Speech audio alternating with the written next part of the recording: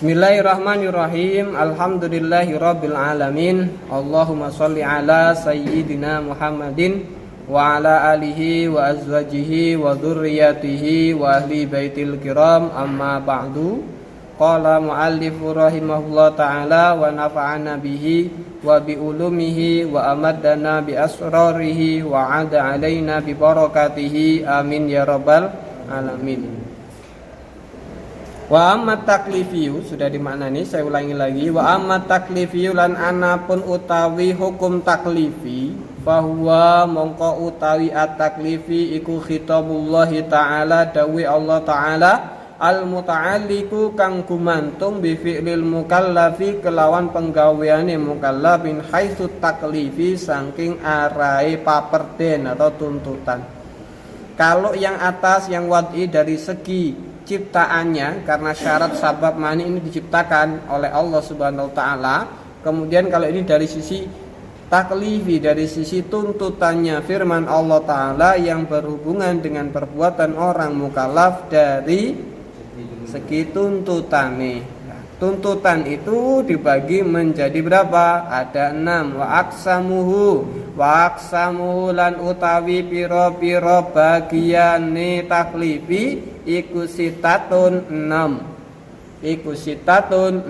Yang pertama, tuntutan tersebut disebut dengan ijab, al-ijabu.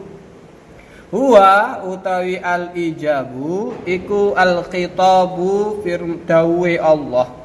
Iku al-khitabu dawe Allah al-muqtadi kang natrapake li fi'lin maring lakoni ghairi kafin tegese ora ninggal iqtidoan kelawan tuntutan ya, kelawan tuntutan tatrapan jaziman kang kuat. Ijab adalah, tulis, ijab adalah firman Allah Ta'ala yang menuntut untuk mengerjakan, garis miring, tidak meninggalkan, dengan tuntutan yang tegas. Dengan tuntutan yang tegas. Tegas atau kuat. Kalau tuntutannya kuat disebut ijab. Kemudian 2, an-nadbu. Huwa iyo an-nadbu iku al-khitabu dawe Allah al-muqtadi kang natrapake li fi'lin maring lakoni ghairi kafin tegese ora ninggal iktidoan kelawan tuntutan ghaira jazimin kang ora kuat. Sedangkan nadab adalah firman Allah Ta'ala. Nadab adalah firman Allah Ta'ala yang menuntut untuk mengerjakan, garis miring tidak meninggalkan, dengan tuntutan yang tidak tegas. Dengan tuntutan yang tidak tegas atau kuat. Berikutnya at-tahrim. Wa ya tahrim iku al-khitabu dawe Allah al-muqtadi kang natrapake likafin maring ninggal ghairi fi'lin tegese orang lakoni iktidoan kelawan tuntutan jaziman kang kuat. Jaziman kang kuat. Adapun tahrim adalah firman Allah Ta'ala yang menuntut untuk meninggalkan, garis miring tidak mengerjakan, dengan tuntutan yang tegas. Kemudian berikutnya al-karoha. Al-karoha ya karoha iku al-khitabu dawe Allah Ta'ala al-muqtadi kang natrapake likafin maring ninggal ghairi fi'lin tegese orang lakonin iktidoan kelawan tuntutan ghaira jazimin kang ora kuat binahyin kelawan larangan maksudin kang disejo. Maksudin kang disejo. Karohah adalah firman Allah yang menuntut. Karohah adalah firman Allah yang menuntut untuk meninggalkan garis miring tidak melakukan atau mengerjakan dengan tuntutan yang tidak tegas atas larangan yang dimaksud. Atas larangan yang dimaksud. Kemudian berikutnya hilaful aula. Huwa iya hilaful aula iku al-khitabu dawe Allah al-muqtadi kang natrapake likafin maring ninggal ghairi fi'lin tegese orang lakoni iktidoan kelawan tuntutan ghaira jazimin kang ora kuat binahyin kelawan larangan ghairi maksudin kang ora den sejo. Khilaful aula adalah firman Allah Ta'ala yang menuntut untuk meninggalkan garis miring tidak mengerjakan dengan tuntutan yang tidak tegas atas larangan yang tidak dimaksud. Atas larangan yang tidak dimaksud. Yang keenam al-ibahah. Hiya al-ibahah iku al-khitabu dawuh al-muqtadi kang natrapake litakhyiri maring ngongkon milih. Sedangkan ibahah adalah firman Allah Ta'ala yang menuntut untuk memilih.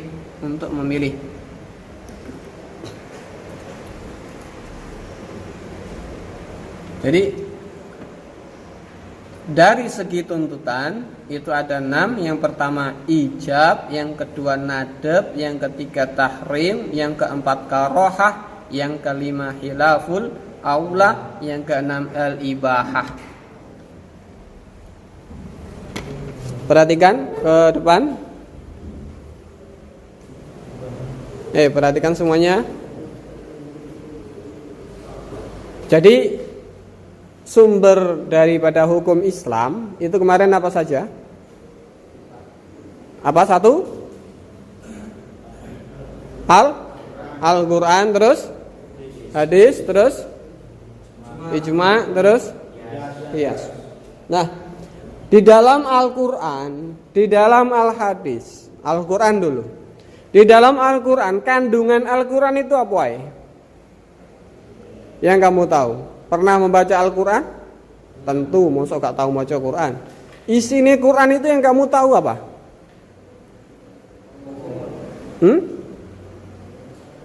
Apa?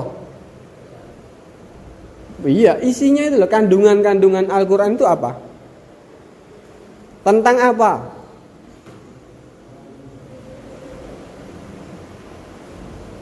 Masa gak areh apa? Isi daripada kandungan Al-Quran itu apa? Yang kamu tahu wes? Isinya apa? Cerita-cerita Nabi. Atau kita garis besarkan cerita umat-umat terdahulu, entah itu cerita para nabi atau cerita koyok yang berhubungan dengan nabi, cerita korun, cerita umat nabi-nabi terdahulu. Itu di dalam Al-Qur'an. Gampangannya menceritakan tentang peristiwa-peristiwa yang terjadi terdahulu. Bahkan menceritakan tentang kejadian sebelum adanya alam semesta. Kemudian apalagi isinya selain itu?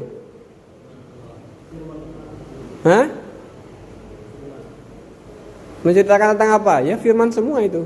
Menceritakan tentang umat-umat terdahulu, betul. Terus apalagi? Menceritakan kejadian-kejadian atau peristiwa-peristiwa yang akan datang. Itu Al-Quran. Tadi tidak hanya menceritakan bian-bian. Kehebatan Al-Quran itu bisa menceritakan yang akan datang. Kalau kitab-kitab kan hanya dari pengalaman, sedangkan masa depan tidak bisa diprediksi. Tapi ini Al-Quran menyebutkan akan kejadian yang akan datang. Itu di Al-Quran. Kemudian ada lagi isinya apa? Tentang hukum-hukum.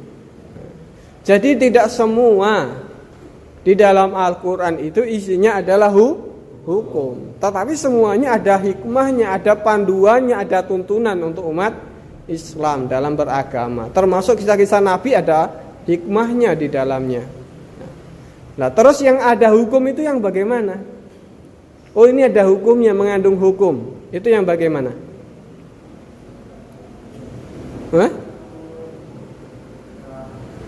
Yang di dalamnya terdapat namanya apa? Tuntutan, iktidaan. Jadi yang ada hukumnya itu yang apa? Yang ada tuntutannya. Kalau tidak ada tuntutannya berarti tidak ada kandungan hukum di dalamnya. Lah tuntutan-tuntutan di dalam dalil-dalil itu dibagi menjadi berapa? Dibagi menjadi 2. Tuntutan apakah itu? Yang pertama namanya tuntutan fi'lin. Apa itu? Melakukan. Yang kedua namanya tuntutan kafin. Apa kafin? Meninggal. Itu bisa tadi kan? Muqtadi li fi'lin bighairi kafin atau li kafin ghairi fi'lin. Tuntutan untuk mengerjakan, tuntutan untuk meninggalkan.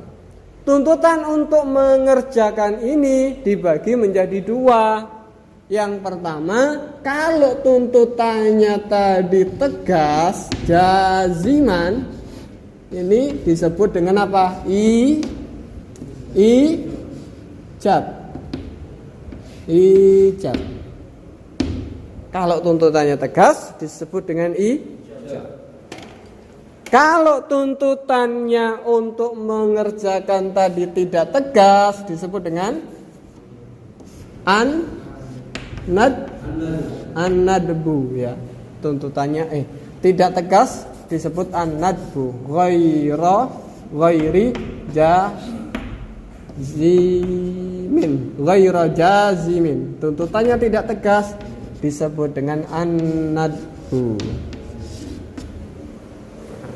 Kemudian berikutnya tuntutan adalah untuk meninggalkan. Tuntutan untuk meninggalkan yang pertama tuntutannya tegas. Kalau tuntutannya meninggalkan tadi tegas disebut apa? Disebut dengan tahrim. Tuntutan meninggalkan tuntutannya tegas, at-tahrim. Kemudian kalau tuntutan meninggalkannya tidak tegas atas apa yang dimaksud disebut apa? Ghairu jazimin binahyin maksudin. Disebut dengan apa? Al-karaha. Kemudian kalau tuntutannya tadi itu tidak tegas,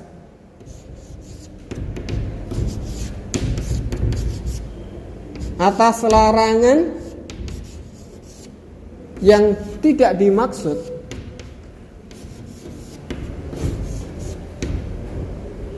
disebut apa? Khilaful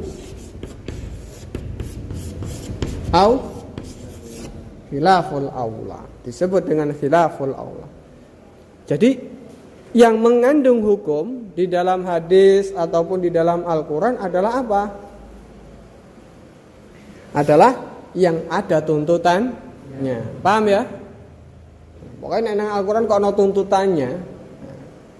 Tuntutan ini tentu saja bentuknya apa? Kalau dalam kalimat tentu saja berupa kalimat perintah. Pakai segotnya segot amr. Kalau dia meninggalkan biasanya segotnya adalah apa? Nahi. Segotnya adalah nahi. Nah, apa yang tidak kamu ketahui di sini? Kalau wajib tahu ya, ijab tahu ya, wajib ya. Contohnya ijab itu apa? Tuntutan untuk apa? Untuk sholat ya. Tuntutan melakukan sholat 5 waktu. Terus contoh daripada tuntutan yang sifatnya ghairu jazimin atau an-nadbu apa? Tuntutan untuk mengerjakan apa? Sholat sunnah. Contohnya sholat duha. Nah, itu an-nadab. Siwakan. Nah, siwakan itu juga masuk di pada nadab. Tuntutan untuk meninggalkan tapi tuntutannya tegas apa contohnya? Larangan apa? Larangan berzina, minum khamr, berjudi, makan makanan haram. Nah, kalau ini tuntutan meninggalkan tapi tidak tegas atas larangan yang dimaksud. Apa yang makruh? Contoh nih. Wudu pakai air musyamas itu makruh, tuntutannya karohah. Nah, khilaful aulanya apa? Pernah dengar khilaful aula kamu? Apa bedanya khilaful aula dengan makruh? Sama-sama tuntutannya tidak tegas. Tahu enggak bedanya? Sesuatu yang diperintah itu meninggalkannya adalah dilarang. Ya. Al-amru bi syai'in nahyun an diddihi. Perintah terhadap sesuatu berarti larangan sebaliknya. Perintah sholat berarti larangan meninggalkan sholat. Sama. An-nahyu anis syai'in amrun bididdihi. Larangan terhadap sesuatu perintah sebaliknya. Larangan zina berarti perintah meninggalkan zina. Itu sampai perintah zina ya. Perintah meninggalkan zina. Nah itu. Larangan minum khamr berarti perintah meninggalkan khamr. Nah, ini. Iki lawane apa tah? Rim ya. Ijab itu lawan daripada tahrim. Kemudian nadab lawan daripada apa? Enggak bisa. Nah itu. Salat duha, kan tadi kan salat fardu itu wajib, meninggalkannya haram. Salat duha meninggalkannya apakah makruh? Meninggalkannya makruh enggak? Tidak, sehingga tidak bisa nadab ini berarti bukan makruh lawannya.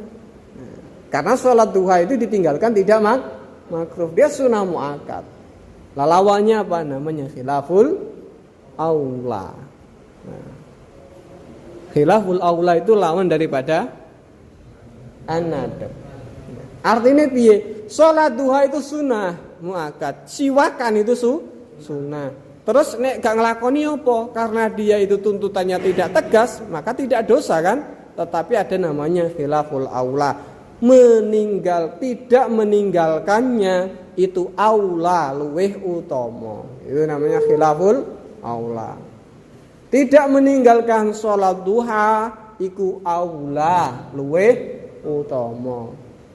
Tidak meninggalkan ibadah siwakan, sunnah siwakan iku aula luweh utama. Jadi bukan makruh ya lawannya. Ya, selama ini mungkin kamu nek lawannya daripada sunnah itu makruh atau karaoh, enggak. Karena konsekuensinya sudah beda. Konsekuensinya sudah tidak bisa seperti wajib mari ngono haram. Tetapi nek makruh tidak tapi nek sunnah tidak bisa makruh jadinya. Nah, ya. Paham di sini? Nah, sekarang yang terakhir itu apa? Yang keenam itu. Ibahah. Ibahah itu apa artinya ibahah? Hukum yang terakhir ibahah apa? Untuk memilih. Pilihan itu piye modele? Kamu setelah lulus ini boleh boyong, boleh tidak. Nah, kamu boyong boleh enggak? Kamu mau nikah, kamu tidak boyong boleh enggak? Boleh. Lah di mana tuntutannya di situ? Apakah ada tuntutan di situ? Hah? Ada enggak di dalam boleh itu tuntutan? Boleh makan, boleh enggak? Ada tuntutannya enggak? Ada tuntutan untuk makan? Ada tuntutan untuk meninggalkan? Tidak juga. Nah, tapi kenapa masuk di dalam hukum? Padahal tadi awal saya jelaskan kesampaian bahwasanya namanya hukum itu harus ada tuntutan. Lah di dalam ibahah ini tidak ada tuntutan, tetapi kenapa kok masuk di dalam hukum? Kenapa kok masuk di dalam hukum? Ada yang tahu? Hah? Keinginan?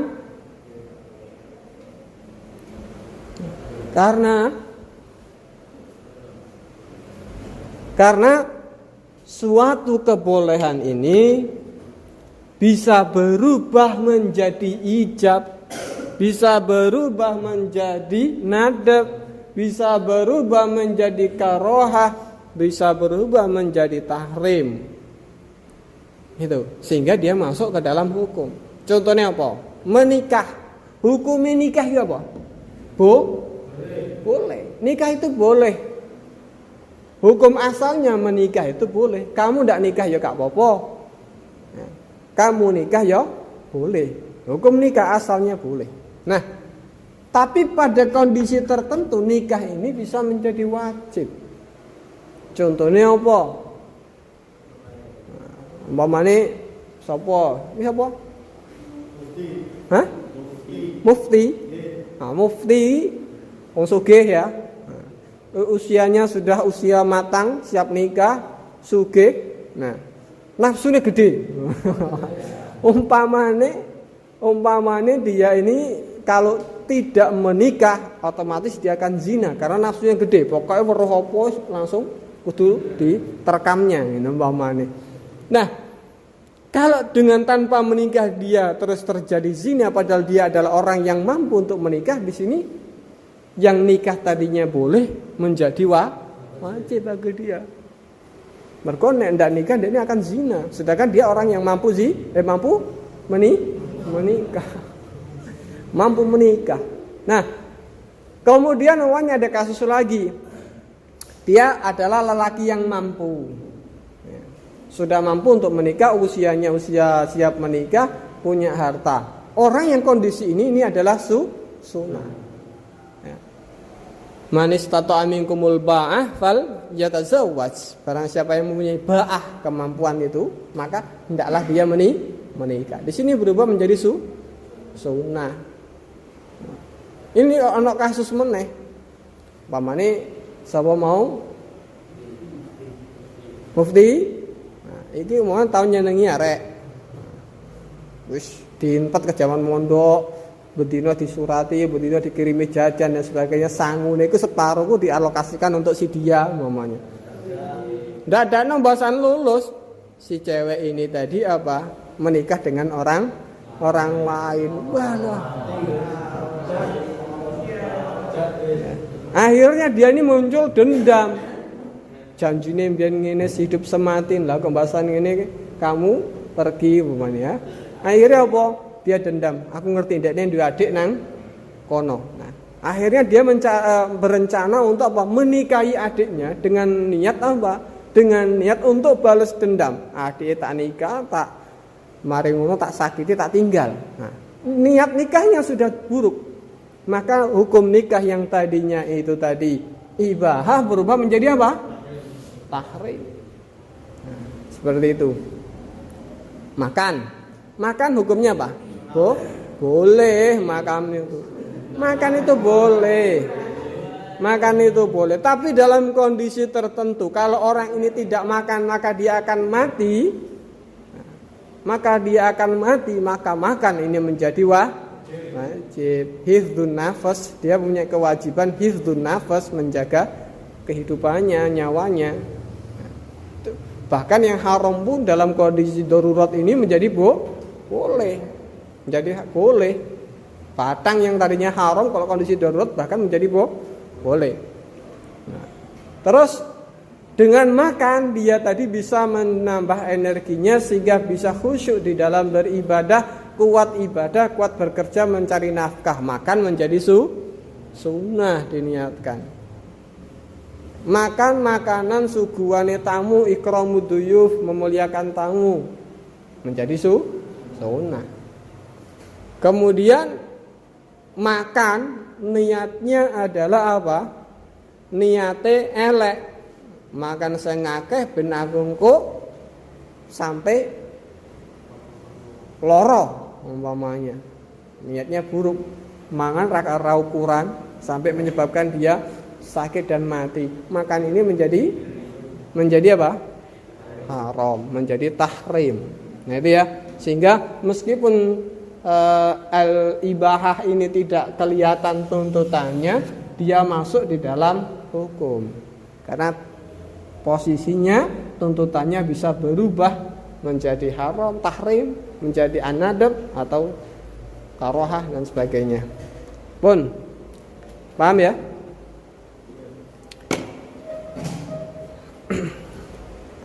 Nah, wallahu a'lam bishawab. Assalamualaikum warahmatullahi wabarakatuh.